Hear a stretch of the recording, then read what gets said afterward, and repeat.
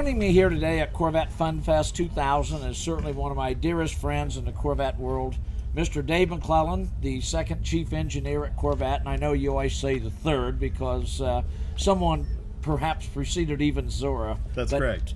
1975. You know, David, I remember where I was, what I was doing the day that you received that promotion to chief engineer at Corvette. Wow. But prior to that, your first job at GM, take me there. Well, I started at the Noise and Vibration Lab at the Proving Grounds and worked on cars and trucks and subsystems of same, and also got to work on military vehicles. So I learned how to drive tanks in that early part of my career. And then I went over to the test department at the Proving Grounds and was the first supervisor of Black Lake, which was the handling pad facility. And that's where I ran into guys like Frank Winchell, who was doing all kinds of vehicle handling test development, and even doing drunk driver testing at the Proving Grounds. That early? So early in my career, I bought on the Proving Grounds nickel all kinds of liquor and put a whole group of GM executives through a driving program while they were getting drunk, and photographed it. Paid to do it at the same time. Pretty good, Dave. Yeah, couldn't believe it. 1975, Zora Arkus Duntov, and then along comes this young, handsome man. Thank you. Chief engineer. Yeah. I got to tell you, you know, what's it feel like getting that type of a promotion, knowing the seat that you have to fill, the legend that you have to follow, and at a time when Corvette's performance was perhaps on a downward trend. Yeah, you had a lot of challenges. Yes, it was challenging, and in many ways it was daunting. I just come back from GM having put me through a year's training at MIT as a Sloan Fellow, and I was ready for the job, and Zora was ready to retire. He had had health problems, and a wonderful guy. I love him dearly, but he was ready, and the car had run its course under Zora, so it was time to get in there and really refresh things. It took us a while to get our act together and to get everything turned around.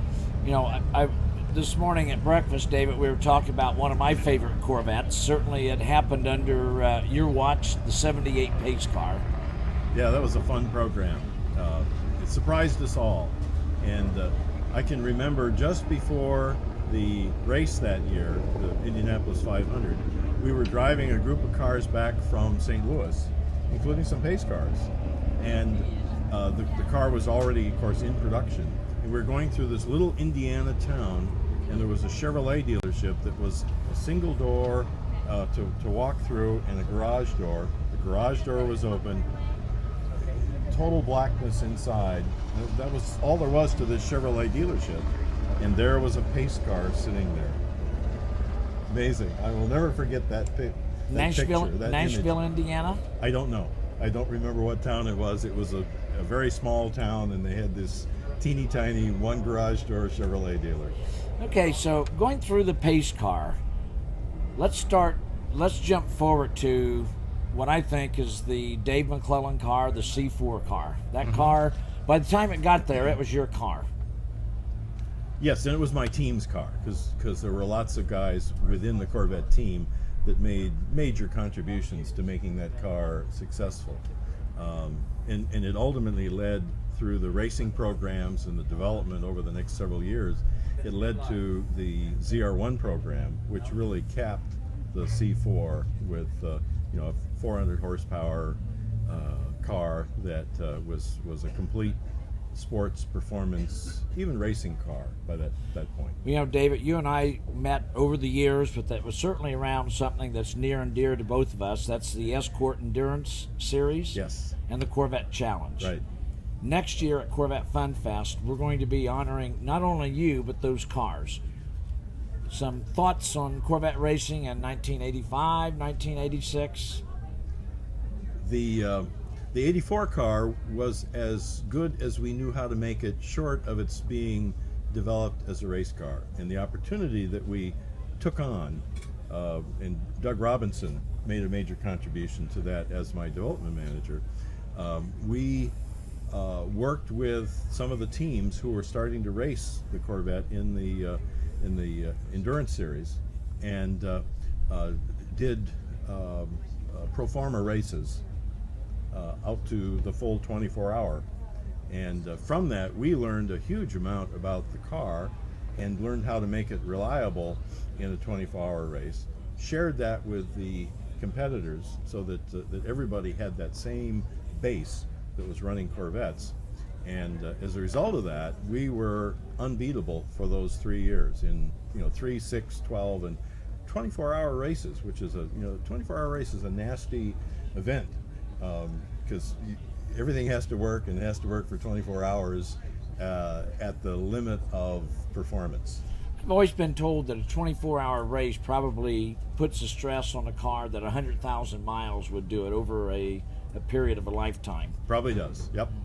Yeah, and as we learned from that, we plowed that learning back into the production car. So the car itself that you'd buy in the showroom was fully capable by that point, by 87, of running that 24-hour endurance. And that was the car then that we put into the Challenge Series. After the Escort Endurance Series, then we hit the Corvette Challenge, right. Which to me, that was one of Corvette's many high water marks. Thank you, yeah.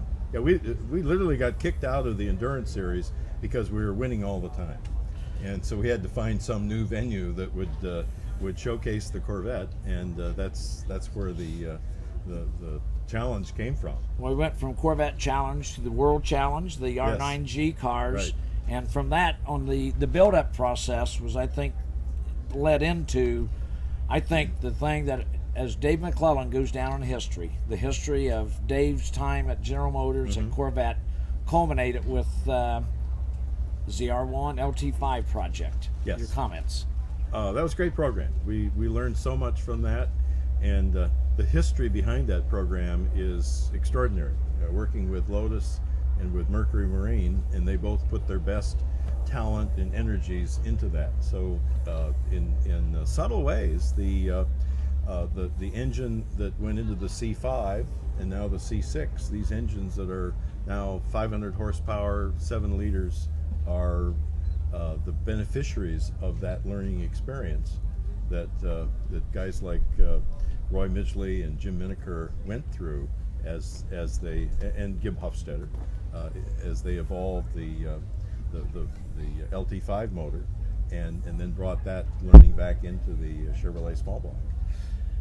2 last questions.